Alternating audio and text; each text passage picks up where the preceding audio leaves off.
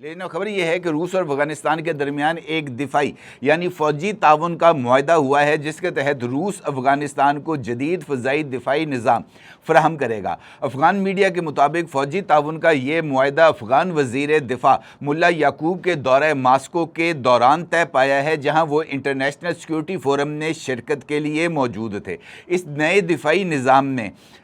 کون کون سے ایسا اکوپمنٹ ہے جو رشیا کی جانب سے افغانستان کو فراہم کیا جائے گا، یہ ایک بڑا ہی امپورٹنٹ سوال ہے، کیونکہ اس حوالے سے ابھی تک افغان میڈیا کی جانب سے جو دعوے سامنے آ رہے ہیں اس کی روسی ذرائع سے کسی طرح کی کوئی توثیق سامنے نہیں آ سکی۔ البتہ بی بی سی نے افغان حکومت سے تعلق رکھنے والے ایک ذریعے سے رپورٹ کیا ہے کہ جناب یہ جو معاہدہ ہے فوجی تعاون کا، یہ رشیا اور افغانستان کے درمیان طے پا گیا ہے، اور ملا یعقوب روس کو اس بات پر آمادہ کرنے میں کامیاب ہو گئے ہیں کہ افغانستان کو ایک جدید فضائی دفاعی نظام کی ضرورت ہے۔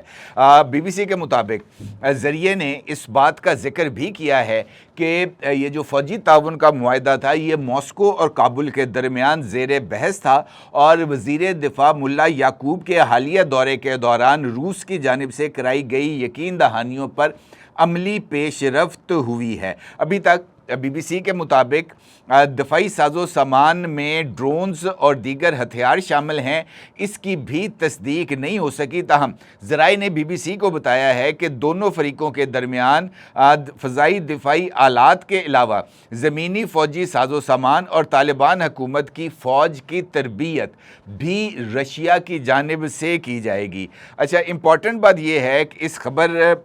کے حوالے سے کہ ابھی چند روز قبل ہی روس کی جانب سے اور روس کے جو ایک انٹیلیجنس چیف ہیں ان کی جانب سے یہ خبر سامنے آئی تھی، اور اسی پلیٹ فارم سے میں نے آپ کے ساتھ اس خبر کو شیئر بھی کیا تھا، جس میں رشیا کے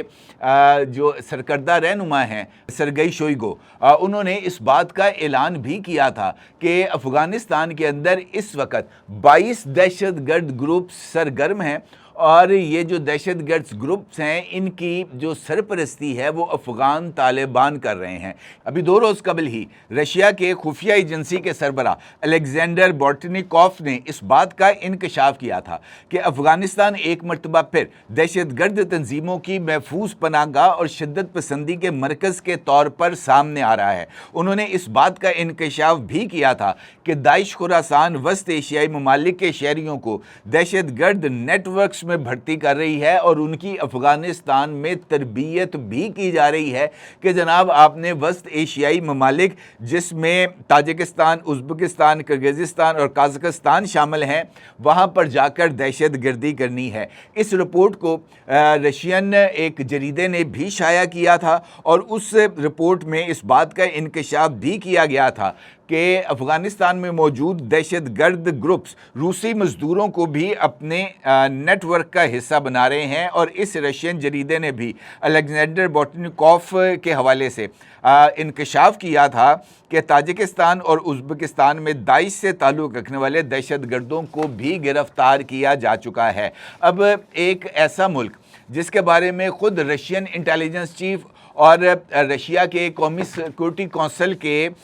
جو اہم اور سرکردہ افراد ہیں وہ بھی اس بات کا انکشاف کر رہے ہوں کہ جناب اس ملک سے دہشت گردوں کو پناہ بھی مل رہی ہے، دہشت گرد گروپس بھی موجود ہیں، اور پھر اسی ملک کے ساتھ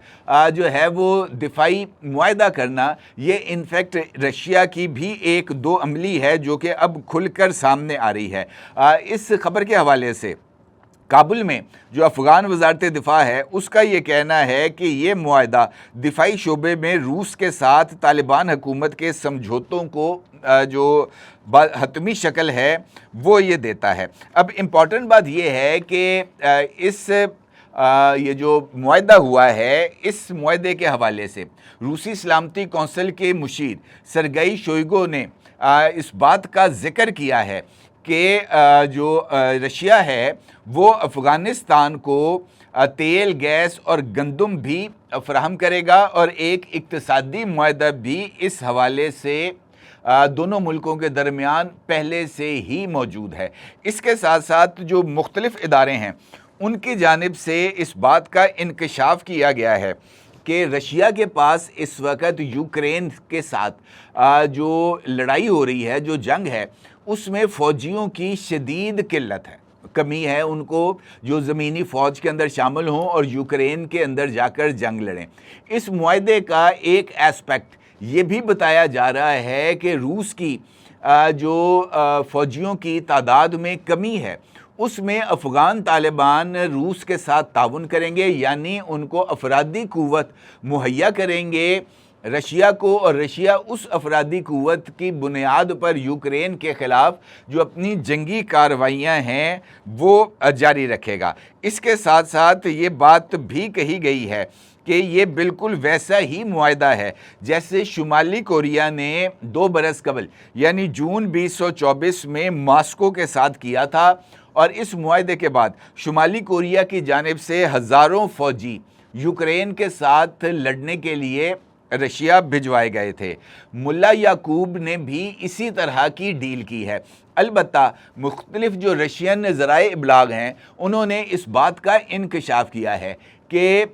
روس ابھی افغانستان کو S-400 یا S-300 missile defence system provide نہیں کرے گا، البتہ جو سابق سوویت یونین دور کا گولہ بارود اور میزائلز یا ہیلی کاپٹرز، ٹینکس، توپیں، جو سامان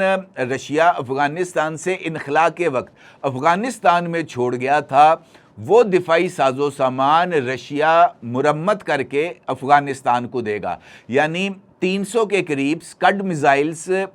جو کہ موجود ہیں اس وقت افغانستان میں، وہ میزائلز کو رشیا جو ہے وہ قابل استعمال حالت میں لائے گا۔ ان میزائلز کو جن کی رینج میکسیمم رینج 300 کلومیٹر تک بھی ہے، ان میزائلز کو چلانے کے لیے جو لانچرز ہیں رشیا وہ ان کو فراہم کرے گا، اور افغان طالبان کو یہ میزائل فائر کرنے کے لیے تربیت بھی فراہم کرے گا۔ وہ جو ٹینکس، توپیں، بختربند گاڑیاں رشیا وہاں پر چھوڑ آیا تھا، ان کو بھی رشیا مرمت کر کے ان کے حوالے کرے گا، اور بتایا یہ جا رہا ہے کہ سرویلنس ڈرونز بھی رشیا کی جانب سے افغان طالبان کو فراہم کیے جائیں گے۔ ایک معروف افغان امور کے ماہر ہیں جناب یوسف زئی صاحب، انہوں نے جو ہے اپنے سوشل میڈیا اکاؤنٹ سے اس خبر کو شیئر کیا ہے، یہ جو طالبان کے ساتھ ڈیل ہوئی ہے رشیا کی، اور انہوں نے اپنے اس سوشل میڈیا اکاؤنٹ پر اس بات پر تو خوشی کا اظہار کیا ہے کہ رشیا اور افغانستان کے درمیان دفاعی تعاون میں اضافہ ہو گیا ہے۔ البتہ انہوں نے اس بات کا ذکر کیا ہے کہ افغانستان کے اندر چونکہ ایک باضابطہ فوج موجود نہیں ہے، اور مختلف ممالک کے درمیان جو فوج ہے اس میں اس کی تربیت کے اندر ایک اسٹریٹجک ریسٹرینٹ کا ایک عنصر شامل ہوتا ہے۔ افغان طالبان کے اندر یہ جو ریسٹرینٹ ہے یہ موجود نہیں ہے۔ ایسی صورتحال میں انہوں نے مثال دی ہے کہ افغان طالبان حملہ پہلے کرتے ہیں اور نتائج کا بعد میں جائزہ لیتے ہیں۔ ایسی صورتحال میں اگر افغان طالبان کی فوج کی عدم موجودگی میں، باضابطہ تربیت یافتہ فوج کی عدم موجودگی میں، اگر ان کو حساس اکوپمنٹ جس میں year missile defence system, radars یا جدید میزائلز یا کماکازی ڈرونز ان کو فراہم کیے جائیں گے، تو یہ اس بات کی جانب واضح اشارہ ہوگا کہ افغانستان کے طالبان کو پاکستان سمیت مختلف ممالک کے ساتھ چھیڑ خانی کرنے کی مکمل چھوٹ مل جائے گی، اور یہ خود افغان طالبان کے لیے ایک بہت بڑا سیٹ بیک ہوگا۔ اسی تناظر میں بی بی سی نے بھی جو ہے وہ اس بات کا ذکر کیا ہے کہ رشیا نے باضابطہ اعلان ابھی تک نہیں کیا کہ وہ افغانستان کو یہ جو سامان ہے یہ فراہم کرے گا یا نہیں۔ البتہ رشیا کی جانب سے فوری طور پر یہ جو جدید سامان ہے اس کی فراہمی کے امکانات پائے نہیں جاتے، کیونکہ رشیا بھی جو ہے وہ یہ بات سمجھتا ہے کہ فوری طور پر اگر افغان طالبان کو اس طرح کا سامان فراہم کر دیا گیا تو پھر جو علاقائی استحکام ہے وہ برے طریقے سے متاثر ہو سکتا ہے۔ البتہ یہ بات کہی گئی ہے کہ روس چاہتا ہے کہ طالبان وسط ایشیائی خطے کی سرحدوں کو محفوظ بنانے پر توجہ دیں، جہاں داعش خراسان گروپ کی سرگرمیوں پر ماسکو کو شدید تشویش لاحق ہے۔ اب یہ بات تو طے ہے کہ ایک ڈیفنس ارینجمنٹ رشیا اور افغان طالبان کے درمیان طے پا گیا ہے۔ رشیا نے اس ڈیفنس ارینجمنٹ کی بنیاد وسط ایشیائی ریاستوں میں